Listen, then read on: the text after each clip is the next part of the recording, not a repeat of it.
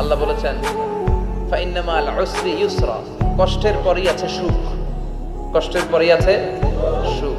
আমাদের জীবনে সুখ বেশি, কষ্ট কম। কয়দিন না খেয়েছিলাম, কয়দিন বিপদে পড়ছি, কয়দিন ডাকাইতে ধরছে, এক মাসের মধ্যে অসুস্থ থাকি কয়দিন আর সুস্থ থাকি কয়দিন, এটা হিসাব করে না। অসুস্থ যে ছিল খালি এটা খেয়াল রাখে, আছে না নাই? তার মানে ইন্না মাল উসরি ইউসরা, দুঃখের পরে আছে সুখ, মোটিভেশন। প্রাণটা আবার উদ্বেলিত হয়ে ওঠে, তাই তো আসলে তো দুঃখের পরে সুখ। এজন্য কষ্ট যখন পাবেন, অসুস্থ যখন হবেন, ওইখানেও আনন্দ করবেন, কারণ সামনে আরাম আসতেছে। সুবহানাল্লাহ পড়েন।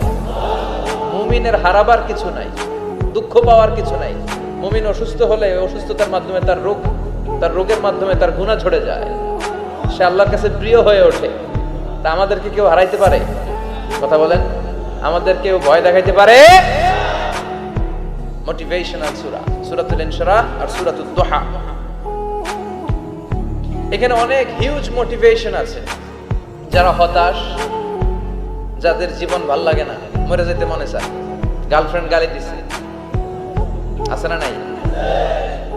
আবার বয়ফ্রেন্ড গার্লফ্রেন্ডের গালি দিছে, এ ওড়না পেঁচায়া ফ্যানের মধ্যে ঝুলে আত্মহত্যা করে। কত বড় পাগল তুই, মরলি কেন? গালি দিছে তো কি হয়েছে? হ্যাঁ, বুঝতে চায় না, হতাশ।